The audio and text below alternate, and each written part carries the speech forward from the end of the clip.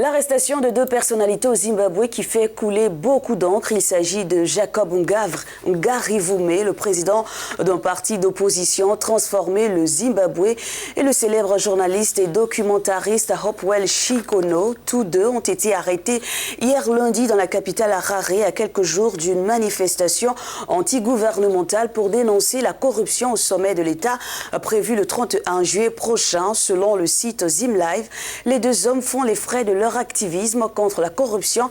Hopewell Chikono, ajoute l'auteur, est l'un des journalistes qui a dénoncé la corruption qui a coûté des millions de dollars à la famille du président Mnangagwa. Juste après son arrestation, le porte-parole du gouvernement Nick Mnangagwa écrivait sur Twitter, et je cite, « Il n'y a pas de profession qui soit au-dessus de la loi. Les journalistes ne sont pas au-dessus des lois. Toute personne soupçonnée d'avoir commis un crime doit être soumise à une procédure régulière. » Quant à Jacob Ngarivume, il a lancé une campagne sur Internet pour dénoncer la corruption à l'échelle nationale. Les autorités estiment que ces manifestations violeraient les mesures sanitaires liées au coronavirus qui interdisent les rassemblements de plus de 50 personnes. Cependant, l'appel d'Ngarivume à la manifestation le 31 juillet a été repris avec enthousiasme par les Zimbabwéens de la diaspora qui ont popularisé le hashtag ZANUPF Must Go sur Twitter.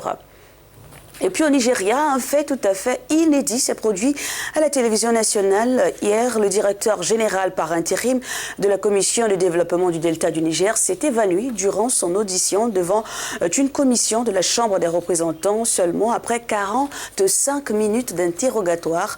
Le professeur Daniel Pondé répondait à des faits de corruption qui portent sur sa gestion des fonds alloués au NDDC. Le ministre des Affaires du Delta du Niger, le sénateur Godswill Akpabio, ajoute le journal, est cependant resté sur place pour l'enquête qui finalement a été suspendue après cet incident pendant environ 1 heure.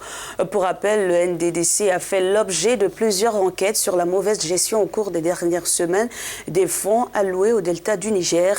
La direction insiste cependant sur le fait que toutes les dépenses ont été justifiées, y compris une somme importante allouée pour le Covid-19. Voici pour l'essentiel de l'actualité.